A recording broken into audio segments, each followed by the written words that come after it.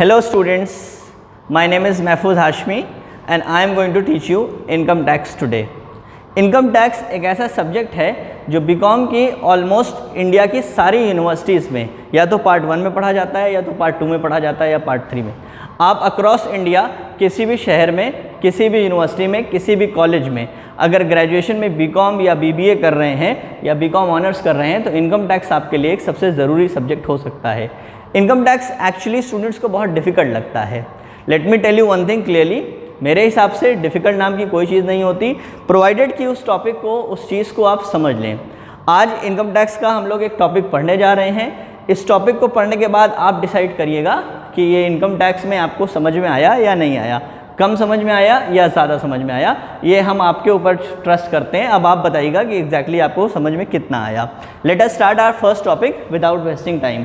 आज का जो हमारा पहला टॉपिक है वो है कैलकुलेशन ऑफ HRA। इसको चैप्टर सैलरी में पढ़ा जाता है और इसके लिए इनकम टैक्स का एक ख़ास रूल है जिसका नाम है रूल 2A।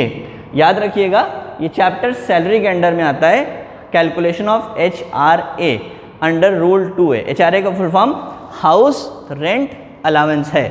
अब इसको कैलकुलेट करने के लिए हमने आपको बोला ना, पूरे भारत में, पूरे इंडिया में जितनी भी कंपनीज़ हैं, आइदर वो प्राइवेट सेक्टर की हों या गवर्नमेंट सेक्टर की हों, छोटी हों या बड़ी हों, उसमें जितने भी एम्प्लॉयज़ काम करते हैं उनका कैलकुलेशन ऑफ HRA एक ही स्टाइल से होता है। HRA को कैलकुलेट करने के लिए आपको कुछ चीज़ें समझनी होंगी।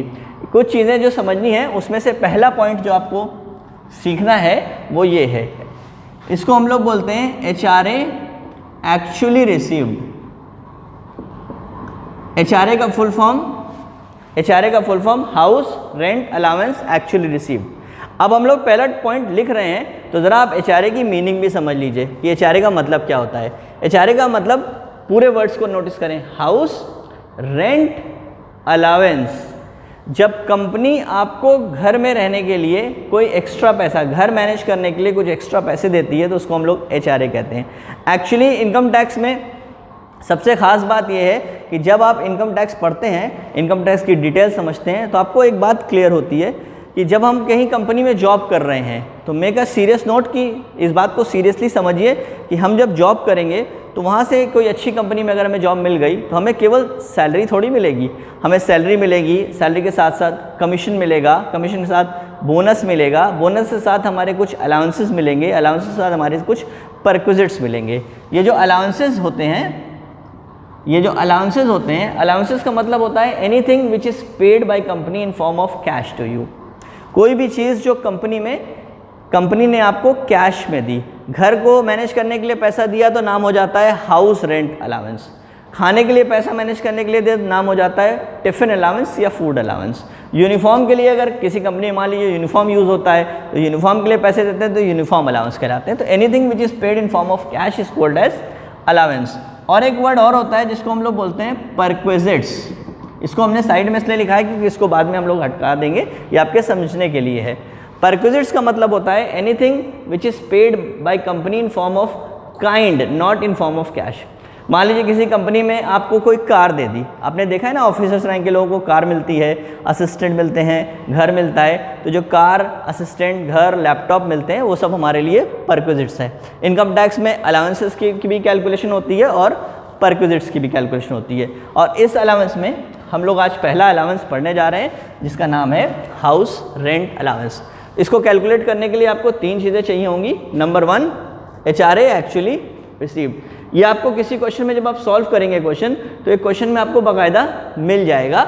चलिए हम एग्जांपल लेते हैं कि आपकी कंपनी ने आपको HRA दिया 5000 रुपीज़ पर मंथ। तो 5000 rupees per month multiplied by 12 करेंगे तो वैल्यू कितनी हो जाएगी इसकी? 60,000 रुपीज़। हम लोग इसकी वैल्यू 60,000 रुपीज़ मानकर चल रहे हैं। आपको फिगर बाद में चेंज करना होगा तो चेंज कर लीजिएगा। This is just an example for you. Second point, what we are going to discuss, what we are going to write here is rent paid minus 1/10 of salary. Rent paid minus 1/10 of salary. तो यहाँ rent paid का मतलब क्या? Rent paid मतलब जिस घर में आप रह रहे हैं, जिस घर में आपने मैनेज किया है, जो घर में आप रहते हैं अकेले या फैमिली के साथ, उसका कुछ किराया होगा। तो वो जो किराया आप पे करते हैं वो यहाँ पे माइनस होगा, रेंट पे माइनस होगा 1/10 ऑफ सैलरी। तो चलिए हम रेंट पेड का एग्जांपल लेते हैं। Rent paid for example 6,000 rupees या 7,000 रुपीज़ पर मंथ था, तो 7,000 लेते हैं, 7,000 पर मंथ मल्टीप्लाई करेंगे तो ये हो जाएगा 84। ध्यान रखिए हमने कैलकुलेशन एनुअल की हुई है यहाँ पर, इसलिए क्योंकि इनकम टैक्स एनुअल कैलकुलेशन ही करता है। आप फिगर बाद में चेंज कर सकते हैं। 84,000 7,000 के हिसाब से माइनस क्या लिखा है पढ़िए, 1/10 ऑफ सैलरी। तो चलिए एग्जाम्पल ले लेते हैं कि जिस कंपनी में आप काम कर रहे थे वहाँ पे सैलरी आपकी से 30,000 रुपीज़ पर मंथ थी, तो 30,000 पर मंथ से मल्टीप्लाई करेंगे तो वैल्यू कितनी हो जाएगी, 3,60,000 एनुअली। इस 3,60,000 का आपको 1/10 चाहिए, that's written over there, rent paid minus 1/10 of salary.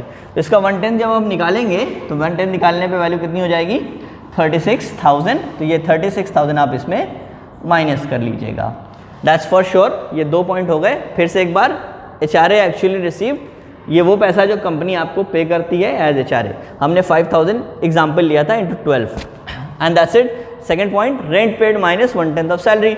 Rent paid हमने 7,000 एग्जाम्पल लिया है, आप 7 या 8 या 6 कुछ भी ले लीजिएगा समझने के लिए। माइनस 1/10 ऑफ सैलरी, सैलरी को आप मल्टीप्लाई करिए 30,000 टू 12 360, उसका 10% 36,000। इसमें से इसको माइनस करेंगे तो you will get the value of 48,000 rupees. This is your second answer. And the last one, third point इसमें सबसे इंटरेस्टिंग है।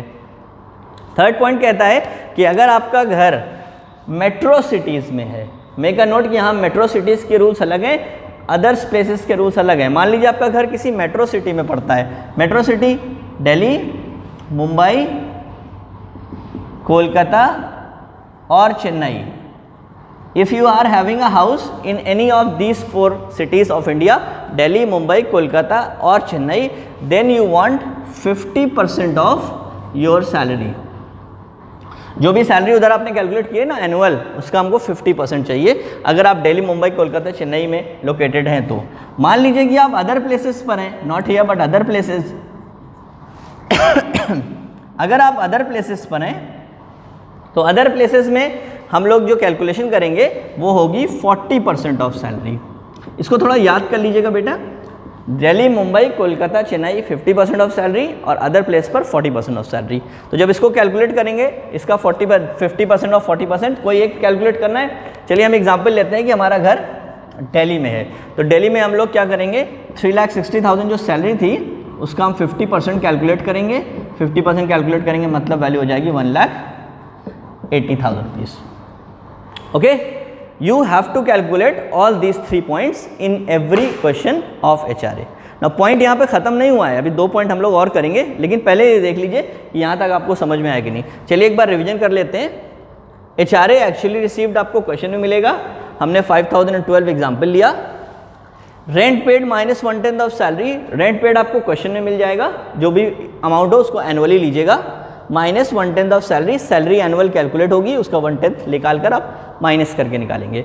थर्ड पॉइंट, इन दोनों में से कोई एक होगा, या तो आपका हाउस दिल्ली, मुंबई, कोलकाता, चेन्नई में होगा तो 50% और अदर प्लेस होगा तो 40%, कोई भी जहाँ पे आपको हाउस लोकेटेड। हमने 50% एग्जाम्पल लिया। अब देखिए ये 3 फिगर हमारे पास आ गए, एक 60,000 आ गया, एक 48 आ गया और एक 180 आ गया। अब इसके बाद हम लोग 2 लाइनें और करेंगे तो HRA कैलकुलेशन पूरी हो जाएगी। अगली लाइन हमारी है HRA एग्जेम्प्ट। मोस्टली स्टूडेंट्स क्या करते हैं ना, वो ये 3 पॉइंट तो कैलकुलेट कर लेते हैं, वो 3 पॉइंट कैलकुलेट करके उन्हें लगता है कि हम HRA कैलकुलेशन सीख गए हैं, बट एक्चुअली HRA इन 3 के अलावा 2 पॉइंट्स और से सॉल्व होता है। देखिए क्या लिखा हुआ है HRA मीन्स वही हाउस रेंट अलाउंस एग्जेम्प्ट। अब एग्जेम्प्ट का मतलब क्या होता है, एग्जेम्प्ट का मतलब होता है टैक्स फ्री। अब इसको हम लोग कैलकुलेट करेंगे इन्हीं तीनों की मदद से। ज़रा देखिए इन तीनों में सबसे कम वैल्यू कौन सी है, सबसे कम, सबसे लीस्ट वैल्यू कौन सी है, सबसे कम वैल्यू हमारी 48,000 है, यही हमारे लिए HRA एग्जेम्प्ट होगी। मेक अ नोट कि HRA एग्जेम्प्ट हम लोग की यही वैल्यू होगी, जो भी इसमें से आपको सबसे कम लगे। देख लीजिए अपने हिसाब से कौन सी कम है, सबसे कम यही हमारा HRA एग्जेम्प्ट हो गया। That's it, HRA exempt 48,000। And last but not least final line, HRA taxable equal to, इसके लिए एक फॉर्मूला यूज होता है, नाम होता है HRA received minus HRA exempt. Now this is a single line formula, please learn this out. HRA taxable equal to HRA received minus HRA exempt. That's it. अब solve कर लेते हैं। HRA received देखिए ऊपर दिया हुआ था, ये HRA रिसीव कितना था 60,000, ऊपर से देख लीजिए, minus what HRA exempt, HRA exempt is what 48,000 ले लीजिए। अब इसमें से इसको आप माइनस करेंगे तो फाइनल आंसर आपका देखिए कितना आएगा बेटा 12,000 rupees. This is your final answer of HRA tax. किसी भी क्वेश्चन में पहले ये 3 पॉइंट कैलकुलेट कर लीजिएगा, इन तीनों में जो सबसे कम होगा उसको HRA एग्जेम्प्ट बोलेंगे और फॉर्मूला टैक्सेबल का HRA receive minus HRA exempt करेंगे।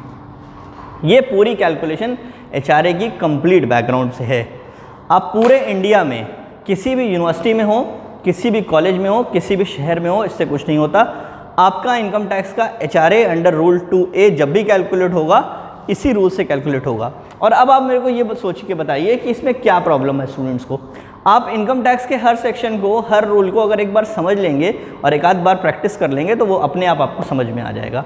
अब आप इसको रिवाइज कर लीजिए और फिर मेरे को बताइए कि एग्जैक्टली आपको कितना समझ में आया। एग्जाम्पल्स अगर आप चाहें तो एग्जाम्पल्स आप चेंज कर सकते हैं, बाद में एग्जाम्पल्स हम आपको और प्रोवाइड करा देंगे। आप एग्जाम्पल्स के हिसाब से पढ़ेंगे तो ज़्यादा आपको समझ में आएगा। And that's it. अब HRA कंप्लीट हुआ। नेक्स्ट वीडियो में हम लोग बहुत जल्दी मिलेंगे। और एक बात ज़रूरी, अभी आजकल लॉकडाउन का पीरियड चल रहा है, अभी अनलॉक 1 तो हो गया है, लेकिन आपको पता है स्कूल, कॉलेजेस, कोचिंग्स वगैरह अभी भी ऑफ हैं। For the benefit of citizens government of India ने अभी अलाउ नहीं किया है हम लोग को, ठीक है, वो एक हिसाब से ठीक भी है। लेकिन जब तक ये प्रॉब्लम्स चल रही हैं तब तक आप मेरे साथ ऑनलाइन क्लासेस में एक एक टॉपिक पढ़ते रहिए। हम लोग इनकम टैक्स भी पढ़ेंगे, अकाउंट्स भी पढ़ेंगे, स्टैटिस्टिक्स भी पढ़ेंगे और बीकॉम के और क्लास 11-12 के जितने मेन सब्जेक्ट्स हैं सब एक के बाद एक कवर अप करते रहेंगे। अगर आपको कोई भी प्रॉब्लम, कोई भी दिक्कत लगेगी तो आप मेरे को कमेंट बॉक्स में पूछ लीजिएगा। I will give you proper answer to your such points and to your queries, whatever it may be. That's all for your day. अब अगले वीडियो में हम लोग जल्दी मिलेंगे।